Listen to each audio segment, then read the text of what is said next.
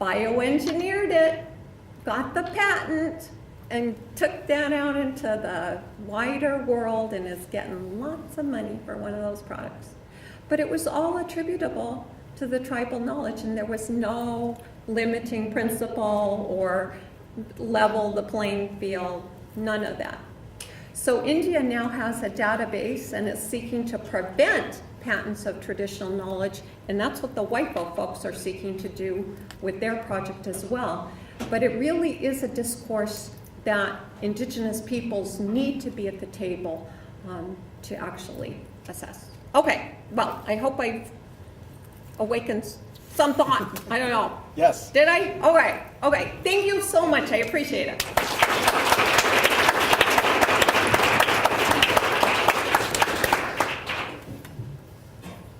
So I'm teaching First Amendment this week, so I can save my F-bombs for the classroom downstairs. But to avoid despair, one theme that's going through are these stories of sovereignty that are being told, both very old ones and newer ones. And I guess one of the questions as we start to think about leaving this convening and what we do next is, who should we be telling these stories to? Who are our audiences for these ideas? And either the lack of imagination that's been expressed in the past, or these more imaginative, these reimaginings of sovereignty. Who's our audience? What's next for sovereignty? Where do we take these stories? Who would like to begin? You could begin. Okay, sure. And you should all be thinking of questions too. This is my one. So I wear two hats. I wear a hat as a lawyer and I wear a hat as a historian. Some of the legal historians that I know talk about what they do is intellectual arbitrage, meaning that they sort of take the ideas from one discipline and bring them to the other. And I think this is a useful model for thinking about sort of who we're telling these narratives to. One of the things that strikes me between the two disciplines that I'm in is that if you are a historian, particularly as I'm a historian of early America, everyone is on board with this idea that Native peoples are important and you can't tell the history of the United States without them. That is sadly, I think, not the case in perhaps not Montana, which is very encouraging, but I think too many law schools and particularly elite legal institutions like the Supreme Court. So I think one set of narratives that I'm hoping is to sort of try to, I think of myself sometimes as sort of a Trojan horse, that you try to smuggle in those narratives into settings and places that haven't really necessarily been receptive to them. Bringing multiple perspectives, the perspectives that I bring as a historian, and then I try where possible, and then I try to encourage others to bring in those sort of studies of that perspectives of Native communities or Native studies as well into some of those settings. I think that's one set of audiences. At least the one that I think most about is sort of the audience of elite lawyers that I think are in desperate need of education on many of these questions, but have a constrained set of discourse, a constrained set of assumptions about what counts as legitimate discourse. That I think is too long served to exclude a lot of these narratives.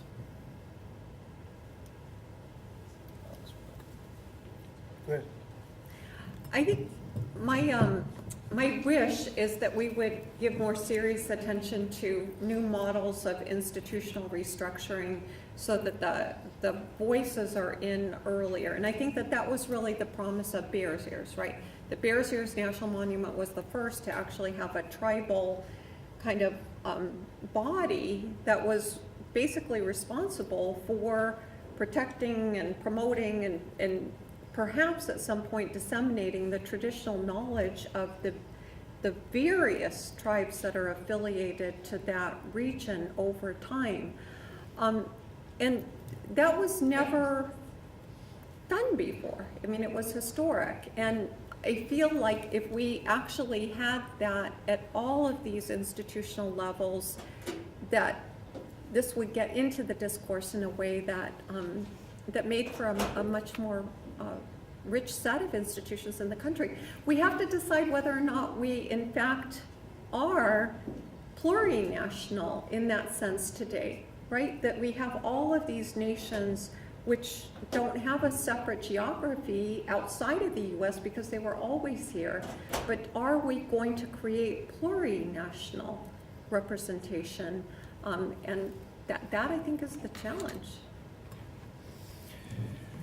Well, concerning audience, it shifts with time. So I'm going to reveal probably my age, but from 1976 to 1980, I spent my time at an Indian public interest firm, basically going from reservation to reservation, talking mostly to tribal people, but tribal governmental employees, telling them about tribal sovereignty and the principles of their sovereignty. At the time, this was needed because for such a long, long time, the United States and the states had told the tribes, you guys are not sovereign at all. You're just, and so there was that feeling, of having been beaten down, and you needed to tell the tribe and the tribal governments, no, you're in charge now. The BIA is here to serve you. Because before, at that time, that BIA superintendent, he was the boss on those reservations. And so that was the time then. Nowadays, I think it's different. I think like Greg put it well, but I remember going to a kind of a conference at the Ronald Reagan Library in Simi Valley. And this was like going into the belly of the beast. And there was a panel, and I remember Carol Goldberg was there, thank God, because she's a tough cookie. And but we were basically in a panel, and all the people in that conference were ultra-right, conservative people. And basically, what you heard that day was incredible, but what you, for them, basically, it was like, look, why can't you just forget about this Indian stuff and just become American? What's so wrong with that?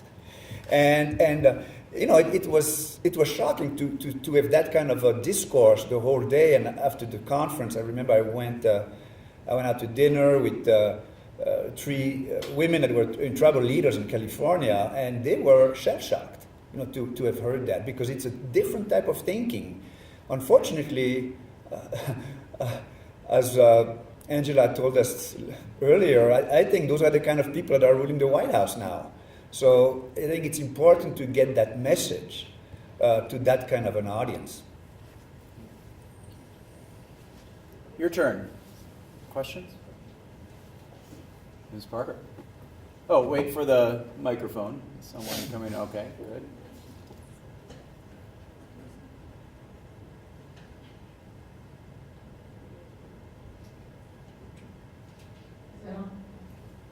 Regarding good medicine, Nui Delegua, Hungry Valley Indian Reservation.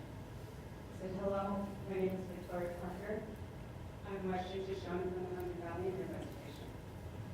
Now, I know that what we're seeing constantly as a theme here is a lack of education at all levels. And for my K through 16 education, if I want to learn about Native people, I have to take a special class. But what we're missing is inclusion. Mm-hmm. So if I went to off-reservation schools, I learned white history, the beginning of time, white, black differences. And the only time I saw us was during Thanksgiving, when I was supposed to wear a feather in my hair or be a pilgrim. It was the only time. We do family tree stuff, and I'm like, I can't do my family tree in English. It has to be in Shoshone, because past my grandparents and past boarding school, it was in Shoshone. I can't do this project. Seeing what my nieces and nephews are going through now in school, nothing has changed. And so we're talking about, my biggest frustration in law school is the miseducation of the Supreme Court in federal Indian law. Talking to a former Secretary of the Interior, the answer really was they're ancillary. We don't really learn about it. And so you're making policy for hundreds of thousands native peoples, but you don't know what you're making policy on or who they are or that we're distinct. So my frustration and my question to you and to everyone in this room is we have identified the problem from our very beginning all the way through to the Supreme Court and our Congress peoples, but have we started identifying solutions where we quit focusing on exclusion and start focusing on inclusion between working with the reservations and the states? And I know in Nevada we're doing a little bit better. We're definitely doing better than when I went to school, depending on where you're at. If you're closer to the city, we're doing great.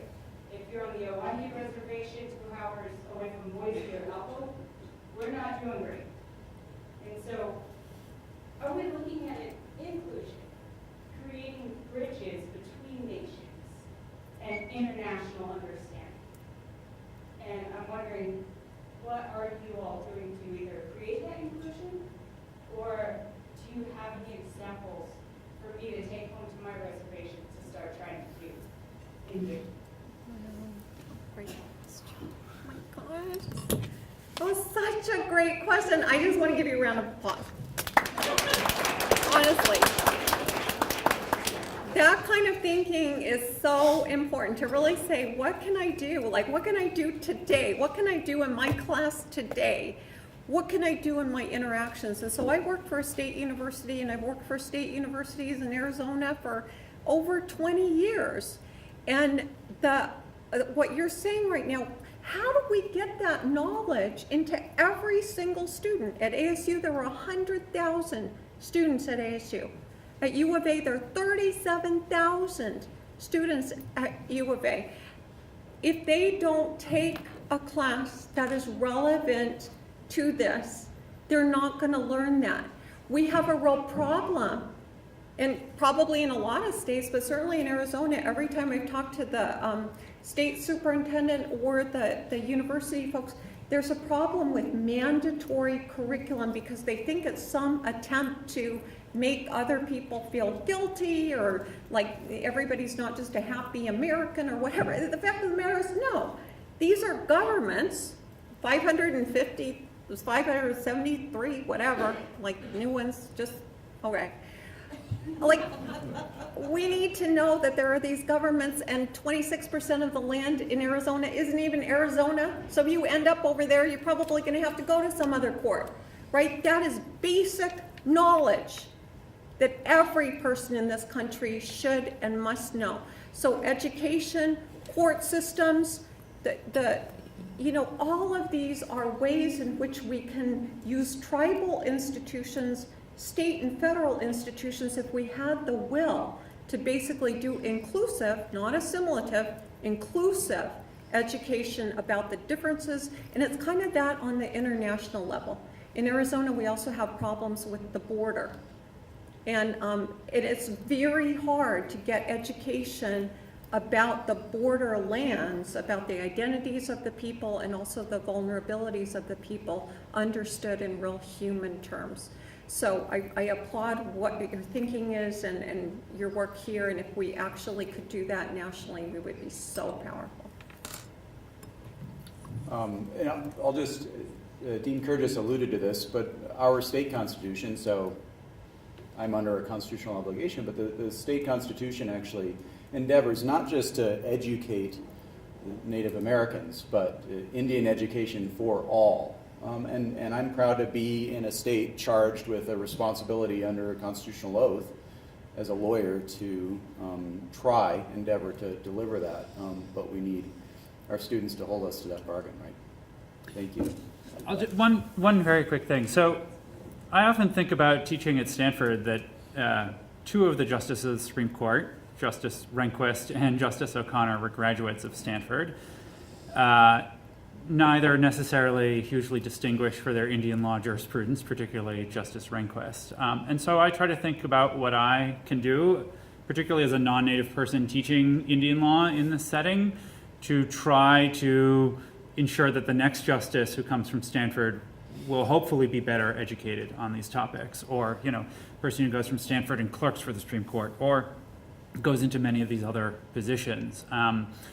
And I'm looking for models. One, I've been trying to build processes of tribal collaboration, bringing students on trips up to Indian country where they can actually hear firsthand some of the stories about how Justice O'Connor's decisions affected the tribes, for instance, in Ling. But I also, I learn a lot from my colleagues, and I'm always looking for new models. So this is also a plea for, if you have thoughts on, or particularly effective ideas on what you think law schools should be doing and can be doing, please pull me aside at some point and bend my ear. Back there. Can you hold on for a microphone so the